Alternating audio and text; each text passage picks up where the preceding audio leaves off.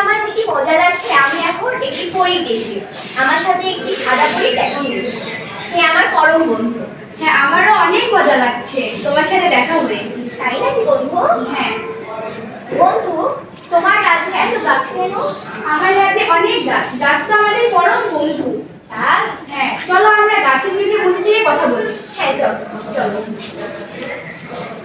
বন্ধু, তুমি যে বলছো গাছের নিচে কথা বলি, তাহলে তো আমাদের যদি গাছ মানে বলতো তাহলে তো অনেক ভালো হতো। হ্যাঁ, গাছে কথা বলতে পারে, তুমি জানো? আমার রাজ্যে সকলেই কথা বলতে পারে।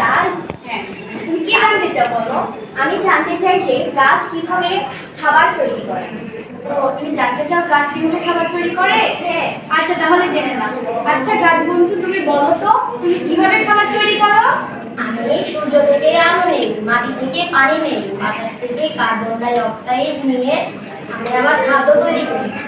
এরপরে আমি কিছু খাবার আমার কাজে লাগাই, আর বাকিটুকু তোমাদের জন্য ফলে দিয়ে দিই। শুনলে তো কি বললো? হ্যাঁ, আমি আজকেই শুনলাম যে একটি গাছ কথা বলতে পারে। আমার আরেকটি প্রশ্ন আছে, বলবো। সেটা হচ্ছে গাছ কিভাবে মানে শ্বাস প্রশ্বাস গ্রহণ করে। আমরা যে শ্বাস প্রশ্বাস গ্রহণ করি, গাছ তো শ্বাস প্রশ্বাস গ্রহণ করতে পারে না, এটা আমার একটি প্রশ্ন। হ্যাঁ, গাছ শ্বাস প্রশ্বাস গ্রহণ করতে পারে। তাহলে আমি এটা জানতে চাই। আচ্ছা গাছ বন্ধু, তুমি বলো তো তুমি কিভাবে শ্বাস প্রশ্বাস গ্রহণ করো? তোমাদের যেমন শ্বাস নিতে নাক লাগে, ফুসফুস লাগে, আমাদের তা লাগে না। আমরা ব্যাপক প্রক্রিয়ায় শ্বাস গ্রহণ করি। দেখেছো ও কিভাবে কি বললো? তাহলে তো গাছ আমাদের অনেক উপকারী, তাই জন্য আমরা এখন থেকে গাছের পরিচর্যা করবো। হ্যাঁ, আমাদের সকলেরই উচিত গাছের পরিচর্যা করা। একটা করতালি দিয়ে দাও সবাই মিলে।